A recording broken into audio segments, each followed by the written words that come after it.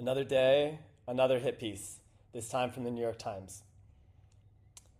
It's really hard to understand how bad the media is until they write about you, or at least until they write about topics that you know very deeply or worked on firsthand. This article is pretty insane. So I feel like I have to make a video and explain just why it's so insane. Kind of the goal of the article is to get me fired from Sequoia Capital. The tactics of how they do that is painting an extremely one-sided picture, not going through any of the alternative viewpoints, interviewing. I mean, the quote here is from Paul Bigar, who's been trying to get me fired since November 2023, and I have receipts on that. Anyways, I need to tell you, I'm at the point now where I need to tell you a little bit more about my background, my story, so you understand why I care so much about radical Islam. People think of me, just another tech bro, doesn't know anything about the world. What can a guy from SoCal that invests in startups know about anything? Well, I've done a lot of things that the world doesn't know about, and I'll get there in 1 second. This is the original tweet that kicked off a shitstorm. Mamdani comes from a culture that lies about everything. It's literally a virtue to lie if it advances his Islamist agenda. The West will learn this lesson the hard way. And in here, I'm including an image from the back end of Columbia database after he lied on his college application, calling himself African American. I clarified quickly before this thing even went viral, saying people have lost the plot. Islamist is not equal to Muslim. These are separate things. And Islamist is a political ideology, the same way that being a communist is a political ideology. Hezbollah, Hamas, Al-Qaeda, ISIS, the Taliban, the Ayatollahs in Iran, etc. These are all examples of Islamists. I think most people would agree that at least radical Islamists have a culture of lying.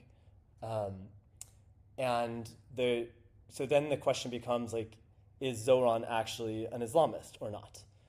And I've put out a lot of content trying to justify this. I haven't done a great job putting it in a centralized place. After making this video, I'm going to put out a thread putting out some of the evidence all in one place. But I have to share some of my own personal story and why I care about this and why it's some tech bro, in California tweeting all this. So anyways, in a past life, I've had a few past lives, but one is I worked in the Department of Defense. This is known. It's known that I worked for about 2 years in the DoD. I deployed to Afghanistan supporting the U.S. military. This is me in a Black Hawk. I flew around on Black Hawks all the time. I saw really crazy shit. I was involved in absolutely crazy shit. I've worked on things that made the front page of the New York Times in the defense and intelligence world at least 10 or 15 times, front page of the New York Times, and other things, another dozen or so times after that. Anyways, well, after DARPA though, I spent another 7 or 8 years working very, very closely with the DoD. I started a cybersecurity company. The company worked very closely with the DoD and intelligence community. We obviously don't go into much detail about the things we did, but I'm going to share a couple stories right now that I've never shared before. So one, this is me in a tiny little bunker. I was on a very small forward operating base. This is May 1st, 2012. I was on this base when a 1,000-pound car bomb basically drove up to the exterior wall. This base basically had 3 walls. It's almost like air gaps, and the initial blast blew through the first 2 walls, killed a bunch of people. I was about 200, and then the third wall, basically, once you get past the first 2 walls, once you're not fully on the base, but you're in parking structure. There's parts where you can actually fight through buildings that are not actual walls. You could fight literally through the laundromat where laundry was done, or the mess hall to get into the actual base. So anyways, I was about 200 meters away from this 1,000-pound bomb when it exploded. I literally woke up to pressure wave traveling through my legs, traveling through my body. You'll never forget the feeling of a pressure wave traveling through your body to wake you up. This is a very small base. From there, it basically kicked off about 3 or 4 hours of fighting on the base. there were about 16 or 17 Taliban operatives that came in behind the initial explosion. They made it into the base. They killed, especially a bunch of the Afghan police that were helping to defend like the exterior of the base. One of my friends who drove me around most days, special forces guy, actually a Macedonian special forces guy, he got shot in the face.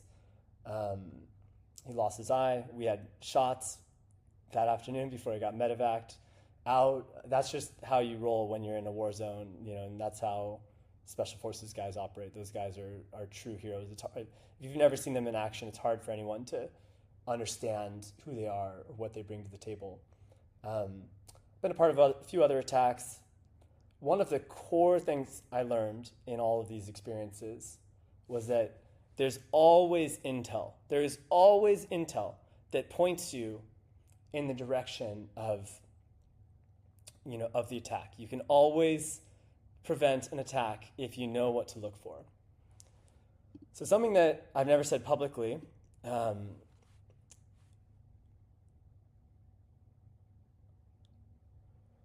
after, back in 2011 when SEAL Team 6 went into Abbottabad, Pakistan and killed Osama bin Laden, it's public that U.S. forces basically recovered what's described as a small library of intelligence. He had financial records, recordings, lots of things. This is the CIA website. They released in 2017 470,000 records from them. But I was one of a very, very small number of people, call it about 50 people, that was getting the real-time translations of every single document that was coming from Osama bin Laden's compound. Our goal was for every record to figure out the third and fourth order effects. Like, what else can you unravel getting this information? Again, I've never said this publicly. I have been fighting Islamist radicals for well more than a decade. I have seen true evil up close and personal.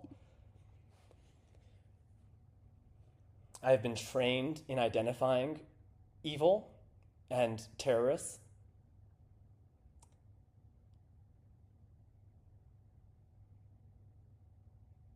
With Zohran Mamdani's father, Mahmoud Mamdani, the evidence is extremely clear. I've put some of it out there. With Zohran, the evidence is not nearly as clear. Part of why in my original tweet I said Islamist, not radical Islamist, is because the evidence of him being radical is not clear at all, and I want to be fair to the guy. But he does have a hidden past that, for whatever reason, the media is protecting him. I mean, I think we all know the reason. They like his policies. They want a Marxist to win the election in New York and become the mayor. But they're ignoring this whole other side of his life. And as I said, I have literally had friends get killed because we ignored the small details. And so I'm going to walk you through a couple of the small details that I see around Mahmoud Mamdani. Or sorry, around Zohran. Before I get there, I think the New York Times has something out for me. Back shortly after October 7th, 10 days after October 7th, there was this kind of major incident. For what it's worth, whenever you have a new war, the first 2 weeks are the most important from the information warfare perspective. This is when the vast majority of people in the world are paying attention. It's when kind of the trends get set. Anyways, the New York Times wrote this headline: Israeli strike kills hundreds in hospital, Palestinians say. It kept evolving, at least 500 dead in strike on Gaza hospital, Palestinians say. I was the first person in the world to question this headline when it came out. I questioned it within a few minutes of the article getting posted. How is this front page of the New York Times right now? The only source for this right now is Hamas itself. This is one of the most important stories of the war, and they rushed it. Shameful. Glad I canceled my subscription. You can't, how was I the first person in the world to know that this story was wrong and to report on it? Because I am an expert in these topics, and I've been working on these things for 15 years, and I think it's just very hard for people to understand that there's a VC that, and for what it's worth, I had very senior journalists reach out to me after the story and be like, how dare you post that? One famous journalist posted oh, VC bro, thinks he's a journalist now. anyways, I've probably broken 3 or 4 major stories since the war started with Israel, and there's a paper trail of all of this. Anyways, just going back on a personal level, as I'm dragged through the mud and all of this, I just have to say, one of the things that's very ironic for me about this is, like, yes, I am Jewish. Yes, I'm a big Zionist. I love Israel. I believe in Israel. I think that Israel is one of America's most important allies in the world, if not most important ally. But I also have a lot of love and empathy for many, many Muslims. And I've honestly made it a mission in my life to try to be close to a lot of Muslims, to try to help a lot of Muslims. So I'll say a couple things that I haven't been that explicit about here. One, for at least 10 years, I've been trying to mentor Palestinians. I used to be a part of a program called Meet, where basically I would, the way it works is you work with a Palestinian high school student and you try to advise them on things they should be doing to get into college and help them get into college, and then help mentor them, help them get a job after, things like that. So anyways, I used to be a Meet mentor for 2 people, but these were multi-year relationships with people. At Sequoia, I work with at least 3 Muslim founders, and I've worked with others in the past. I think they would all say very good things about me. One is a pretty crazy story. This is Nader al-Naji. Nader's Palestinian. He started a crypto project called DSO. I've known Nader for a very long time. His younger brother actually worked at my company. I hired his younger brother to work at Expanse. And Nader, I think, my read is he's a very good person that cares a lot. And he put out a crypto project. My experience was that the crypto project kind of launched accidentally. That was my experience. I could explain that whole thing. But the way it went down, he got an unbelievable amount of shit for it, including he was investigated by the Department of Justice and SEC. I personally stuck my neck out in a huge way to try to help Nader. I think I was probably the only person that had his back when things were really hard for him. And for what it's worth, the charges were dropped recently. He was kind enough to put out this message, which you got to understand as a Palestinian, to put out a message like this, it's not, especially when I was getting shit, he's going to get a lot of shit for this. Anyways, Nader, I appreciate you posting this, but, through some of the hardest times I've ever had over the past 5 years, he's always been there to support me, even when it wasn't cool or popular to do so, actually, especially during those times. Anyways, obviously, I'm getting emotional. I have a lot of emotions in my life. As I said, I've seen people get killed, and I've made it a mission to try to help Muslim founders and Palestinians in particular. And even though I've been so vocal online about Israel the last 18 months, really where it's coming from is and I've been very consistent with this, my issues with Hamas, not with Palestinians. And, I know because I've been a part of it and I've seen it up close and personal, but Hamas or any radical, any terror group, their strategy is to make innocent civilians suffer so that the world sees that suffering and makes the other side look bad. Hamas is willing to lie through their teeth all the time to make this happen, including with that Al-Aqsa hospital story that I went through before. This is not about the people. This is not about normal people. This is about, the 100 million or so radical Islamists in the world, which again includes ISIS and Hamas and Al-Qaeda and the Taliban and the Ayatollahs in Iran. These people are extremists. They want to destroy America. They want to destroy the West. And they're willing to lie to do so. And anyone that doesn't understand that, I'm sorry, but you just haven't been paying attention the last, 30 years or so. But I'll say it one more time. That is not a comment about normal people or the average Muslim or, the average person of any group. This is a comment about extremists in a group. Anyways, this article quotes Paul Bigar. Paul created this website, genocide.vc. I was the second person he put on here, or third person or something like that back in November 2023. He's literally been this guy's been going after me for a year and a half. Like, he's one of the sources in here. Like, Sequoia's backed into corner only has bad ops, is Paul Bigar, the CEO of Tech for Palestine. People are speaking up because everyone sees what they've supported in a direction that's only going to get worse for them. In this article, I'll just talk about the article for a second. They're basically trying to pit me against Roelof. Roelof is an incredible person. He runs Sequoia Capital. He has an incredibly hard job of running this firm while I am so outspoken online. The article is correct. That is a new thing for Sequoia. Sequoia has historically been very quiet. But the whole purpose of this article is to try to get me fired, is to try to make Roelof, look bad, try to put pressure on the firm. They try to make me look bad. They minimize everything in my life. They say that, Sequoia hired Maguire, 39, who had helped found a cybersecurity company. I started the company, and I played a giant role in the company. We sold it for $1.25 billion, and we had most of the U.S. government as a customer by the time we sold it. This is the whole thing is just downplaying who I am, what I have done,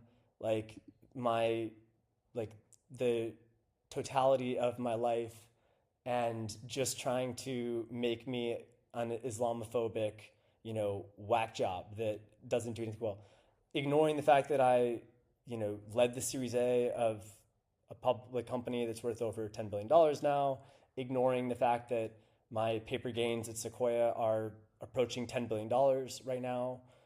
On and on and on. It's only just, this guy is trouble and Islamophobic and doesn't know anything. And then we'll go to people like, Paul Bigar as the source for that, while ignoring the whole, the original premise, which is I'm calling Zohran an Islamist. And the New York Times has not looked into this. What are you doing? And I also just have to say, one of my miscalculations with this post was that, Zohran lied about his ethnicity on his college applications. He called himself African American. People are playing all these gymnastics, oh, he didn't know he's born in Africa. I'm sorry, that is all bullshit. Zohran's father is a professor of African studies at Columbia University. His father focuses on decolonization. The reason why we ask for this ethnicity box in America is because there's certain minorities who we deem to have had systematic challenges in their lives, and we're trying to make it easier for them to get into colleges so that we can, try to fix some of these structural issues from the history of America. I guarantee you Zohran knows that the admission rates are more favorable for African Americans or Native Americans. Again, his father is a professor of African studies. The whole point of calling that out is to try to have some resolution for the fact that America had slaves for hundreds of years, and that led to, systematic disadvantages in the Black community. And to me, this is Zohran who has been playing this populist, running this populist narrative, has a policy saying that he's going to increase taxes in quotes, richer and whiter neighborhoods. So he's got these kind of racial policies. And then here he's, pretending he's African American, which he knows, Zohran knows that is breaking the spirit of the application process and why you call out your ethnicity. And I had nothing to do with Columbia admissions. This is only me, making a wild guess. But I think the fact that he put that may be a big part of why he didn't get into Columbia. Anyways, on Zohran, the New York Post found this. I think actually even backing up, and I'll get there in a second, but Zohran deleted a bunch of his old tweets. So what we see right now as the digital record, this is the scrubbed version. This is the clean version when he decided to get into politics. Basically, he used to use the handle at ZoKWMA. You can see from things like this where it's at the account, he changed the name, but he deleted a bunch of old tweets. Like here's one example of an old tweet. It's something where AOC was responding to him and the tweet is no longer there. Anyways, so you got to understand, this is what he viewed as the sanitized version. This was what's okay to keep in the public domain as he gets into politics. So here's one example. I'm going to go through like maybe 5 examples of that to me are just not normal young American kid behavior. While he was at Bowdoin, he started the SJP chapter, Students for Justice in Palestine. You got to understand, the way that young kids in America view Palestine right now is not the way that people viewed it in 2011 when he started this chapter. Today you can have people that are not Islamists. Anyways,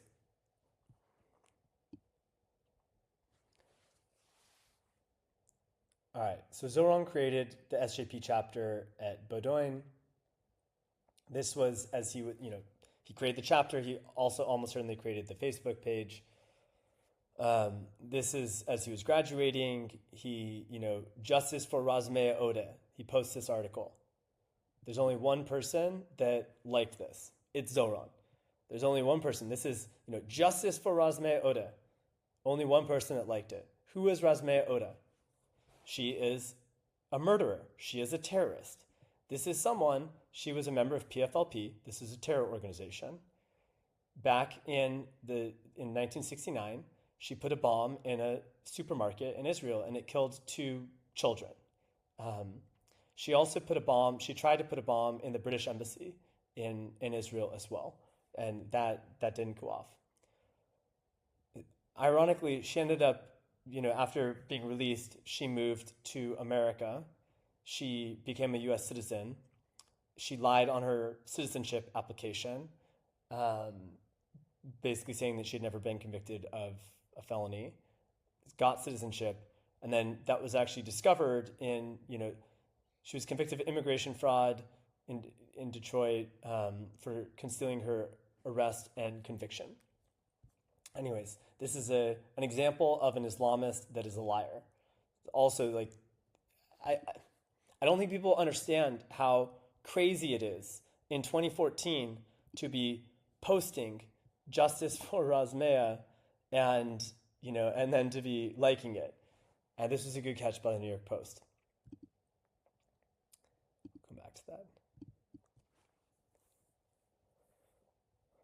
Zohran has a history of defending terrorists. I just showed one on Razmea. And even if it's very subtle, for me, these things are a big deal, especially, and as I said, I was trained in picking up on these details. So this is in 2013. He posts the implications of not Mirandizing Dzhokhar Tsarnaev. This is one of the 2 Boston Marathon bomber brothers. This man, injured hundreds of Americans and killed a few in an absolutely brutal attack at the Boston Marathon. This article is wrong. The way that the Miranda rights were read to Dzhokhar was totally legitimate. Basically, in New York, there's something called the public safety exemption, which lets you delay reading of the Miranda rights. I think it's by 2 days. And they read him the Miranda rights 36 hours in. And basically, if you think that there may be other people involved or other bombs in a terror incident, then you are allowed to delay by, I think, 2 days the reading of Miranda rights. So anyways, this whole article from Slate, is kind of insane. But it's also, the premise is wrong. He was Mirandized, and it was all done according to the letter of the law. Why is Zohran defending the Boston Marathon bomber? That is, you don't do that if you are just a normal Marxist. If you look at the pattern of the causes that he has cared about in his life, almost all of them have been defending terrorists or going against Israel. I'll show a video of him calling Modi, the Narendra Modi, the Prime Minister of India, a war criminal. This is why I called him an Islamist. Okay, let's show another one of these. You may remember Anwar al-Awlaki. This guy was an American citizen who was al-Qaeda's top recruiter. He recruited about 1,000 Americans to join al-Qaeda.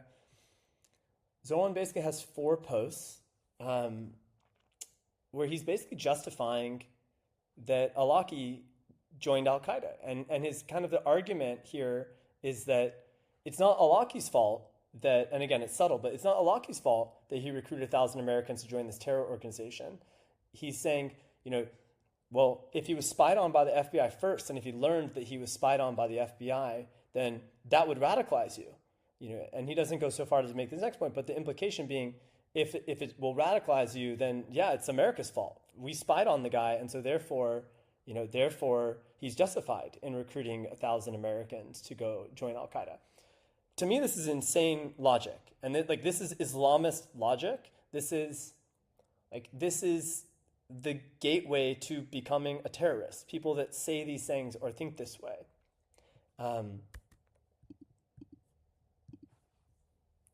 This is just one more. This is basically this man killed a British soldier, and again, important. Glenn Greenwald and whether London killing a British soldier with terrorism. Why do you have a pattern of defending terrorists and not defending anyone else? Sure, if he was defending everyone, that would be fine. But this man has a pattern, especially in the 2012 to 2018 range, of kind of only fixating on supporting terrorists and Muslims, candidly. And I'm sorry, I do not want to bring all Muslims into this. I am only trying to make this about radical Islam. Anyways, I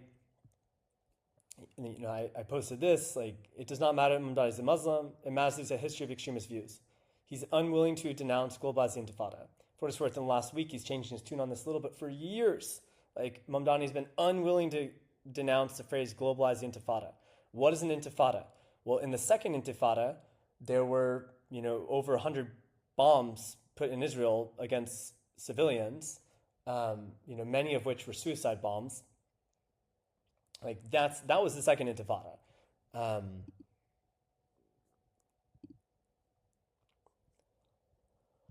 This is Zohran's father, Mahmoud. These are quotes. Suicide bombing needs to be understood as a feature of modern political violence rather than stigmatized as a mark of barbarism. His son. Anyways, we need to recognize the suicide bomber first and foremost as a category of soldier. Suicide bombing needs to be understood as a feature of modern political violence rather than stigmatized as a mark of barbarism. I'm probably not going to get into all of it here, but Zohran's father, Mahmoud, again, professor at Columbia, some of the core things he's done in his career, 3 of them have been, 1, trying to almost rationalize 9/11 and almost blame it on America, saying that it was 9/11 was not an outcropping of anything inherent in Islam. It was basically response to American actions in the Cold War. I'm not going to get into all this. I'm sure many people will agree with Mahmoud, especially based on where we are now with the inversion of history on our college campuses. But for me, that's an insane perspective. A second thing that he's focused on is trying to get into the minds of suicide bombers, calling soldier, putting Bob Dylan quotes right next to comments about suicide bombers. Anyways, and then a third thing is he's one of the architects that basically decided it would be strategic to label Israel an apartheid state. And he has, he's explicitly said that once you label it an apartheid state, then the next step would be sanctions. I suspect that he also understood the intermediate step of you first label it apartheid state, then you claim it's committing genocide, and then sanctions will be clear. But his father's literally one of the architects of this. Many articles like this, Zohran declines to condemn globalized intifada. Okay. one more set of Twitter tabs. As I was kind of pulling up tabs to make this video, I saw this one, where I'm reposting an Afghan woman, and I said it takes incredible, unbelievable bravery to post this as an Afghani woman. People should know the story. I want to share a moment. Anyways, I have, if you look at my Twitter, I have a very consistent history of criticizing anyone that hates America, criticizing radical Islamists, but also trying to defend minority groups that don't have the world behind them, and that includes Iranian women. It includes the Afghans under the Taliban. For what it's worth, my wife's family, they're Iranian, they're Persian Jews. They had to leave Iran in the revolution in '79. It's a personal topic for me. Anyways, there's a lot more than just one tweet saying that Zohran is an Islamist. Again, I have to pull up Second Intifada so you understand this.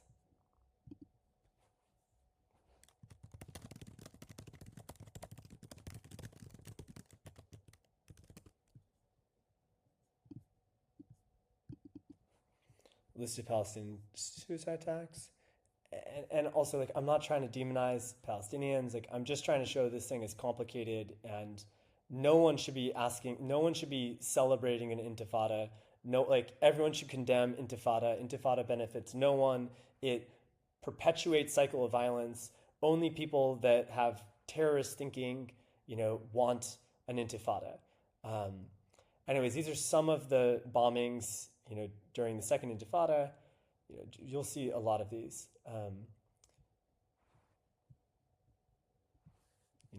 School bus bombing, mall suicide bombing, bus station bombing, suicide bombing, train station bombing, Sparrow restaurant suicide bombing, Wall Street cafe bombing, Jerusalem car bombings, bombing on the kibbutz, border crossing, bus suicide bomb, Hilton Hotel, bus bombing, outdoor, mall bombing. These are some of the attacks during the Second Intifada, okay? We should all condemn the phrase globalize the Intifada. People don't know what it means. Zohran knows what it means, though. He grew up in this conflict. I understand young college kids in America that are new to this and trying to be provocative and learn something. I get that. But Zohran grew up in this conflict. He knows what the Third Intifada is. Anyways, this is both this is him and his father. 2015. Interested in peace, especially as the Third Intifada looms. I read this as a call for the Third Intifada. And the Third Intifada hasn't happened yet. Zohran, are you calling for the Third Intifada? Is that why you're not willing to condemn it? Now let's go to his father. This is 2021. The resistance this time began in Jerusalem and spread to Gaza. Now the West Bank and Palestinian communities beyond. This is not a conflict between Israel and Hamas. We are witnessing something far more meaningful. The birth of the Third Intifada against settler colonialism! ! When I read these posts, the thing that goes through my head is these are radical Islamists. These are people with very dark views.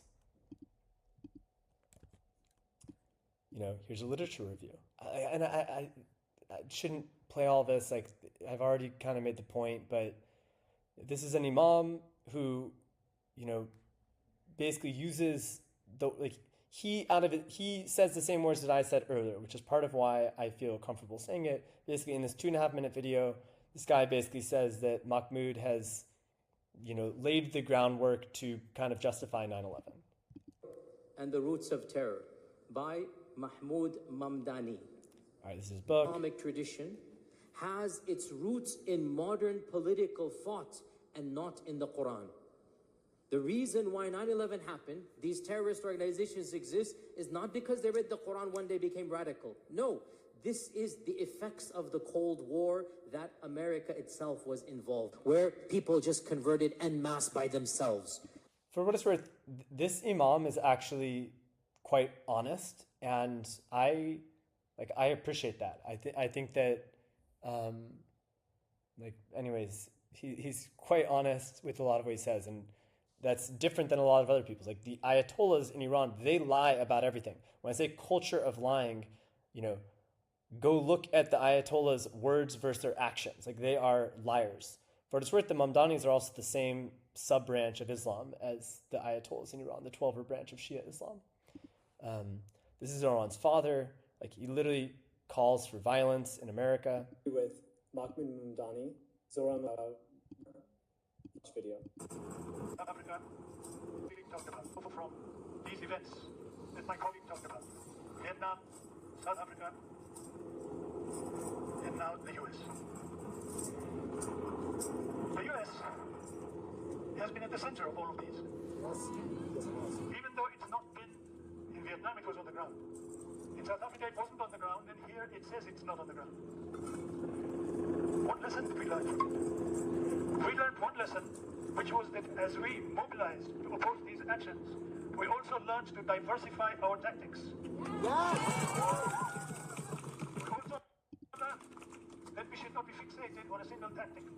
We also learned that violence... Just in case you don't understand, this guy is explaining how to undermine America and undermine Western governments in general, how to lead a revolution. And non-violence are not opposites.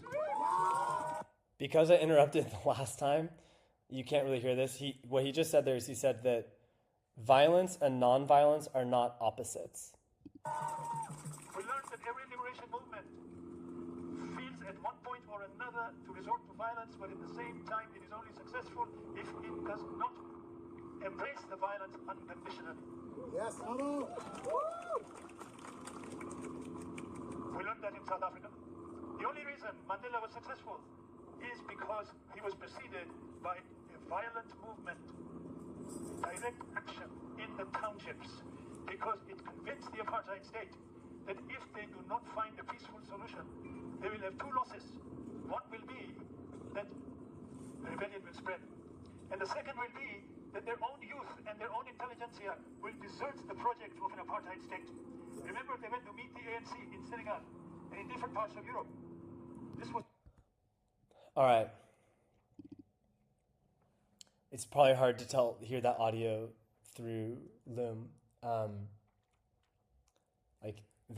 He is saying that basically most people have the wrong understanding of what happened in South Africa. He is saying that Mandela, who most people view as a non-violent movement, would not have been successful if there wasn't a violent movement preceding Mandela, where people brought direct action, killing, into the townships of basically going to people and showing them that there will be consequences for apartheid, and that without that, Mandela could not have been successful. His view is that you cannot have revolution or change, and he didn't use the word revolution there, but that's what he's implying, without violence preceding it.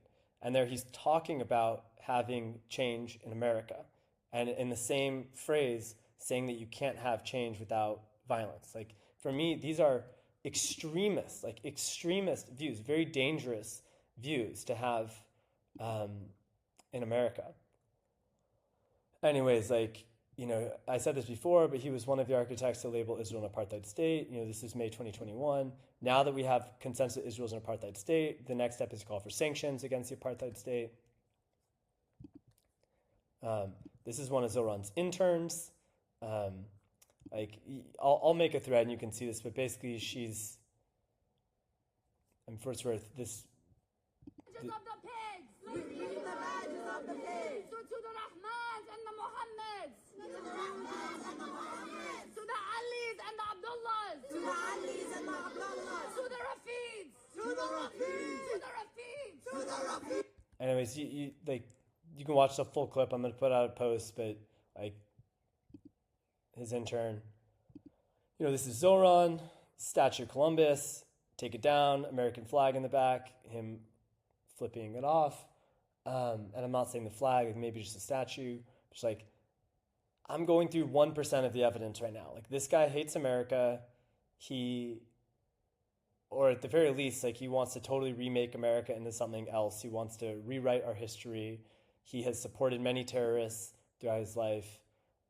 Here he calls Narendra Modi, and for what it's worth, like, the history he uses in this video is not accurate, just for people that don't know about this conflict. And I'm not saying there have been many Muslims killed in India, and that is horrible, but the details he says here are wrong. But anyways, here he calls Narendra Modi a war criminal. From Gujarat, India, and his family is Muslim, I'm Muslim. And Narendra Modi helped to orchestrate what was a mass slaughter of Muslims in Gujarat to the extent that we don't even believe there are Gujarati Muslims anymore. And when I tell someone that I am, it's a shock to them that is even the case. And this is someone who we should view in the same manner that we do Benjamin Netanyahu. This is a war criminal. My father, his family... All right, Narendra Modi, war criminal. Anyways, as I said, this is a crazy video. I'll put this in the link. I'm not going to play the whole thing, but like these are some of Zohran's father's views. Going back to my original tweet, I will say this again. When I tweeted this, I did not mean to kick off the shitstorm that I did. I have Muslim friends that were deeply offended by this tweet, and so I know that I caused pain, and I am very sorry for that. At the same time, I think that like the last 2 weeks, people have ignored the claim. The whole, other than the New York Post, vast majority of the media world has not done any research into the validity of the claim. We also basically downplayed the fact that he lied on his college application about his ethnicity. For me, someone that will lie about their ethnicity on their college application, like, this is a chameleon. This is a liar. This is like, and so here, when I said he comes from a culture that lies about everything, to be very explicit, and obviously culture was the wrong word, I should have been more precise. I thought that it would be implied by the Islamist agenda. The reason why I said culture is I was actually referring kind of simultaneously to 3 different groups all at once. I was referring to radical Islamists, like his father. I was referring to like radical Marxists, who most people in America just think of as communists. This is something slightly different definition. And I think that's the best definition for the views that Zohran has put out. And radical Marxists have a long history of lying. A lot of the tactics being used right now come from the KGB handbook. And the third group, I was trying to refer to like his father, his family specifically. And so anyways, I should have been more precise with the wording there.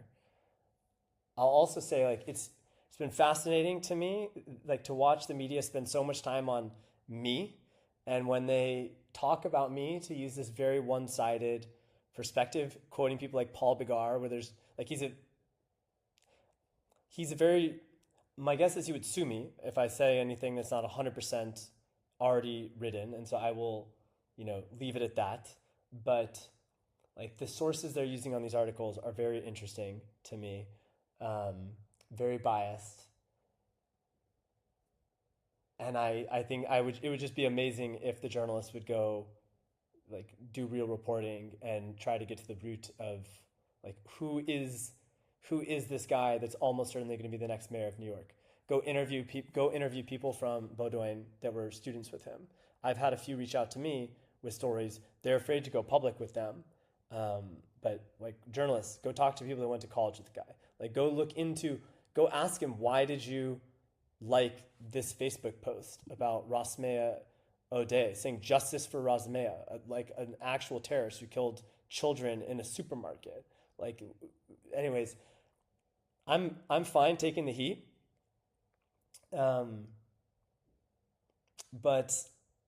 I think America is at war right now, to be very candid. I've said a lot on this. And I think that most of our media is aiding and abetting the enemy right now. So with that, whatever happens to me, I will keep fighting. Like as I embarked on this journey, I knew that there can be extreme consequences, like extreme. I'm not taking that lightly. But I'm someone like, I'm just trying to find the truth. I can be wrong. I'm wrong all the time. But I will keep pushing for the truth, whatever the consequences are. And I wish and hope that more people in America will continue to do the same.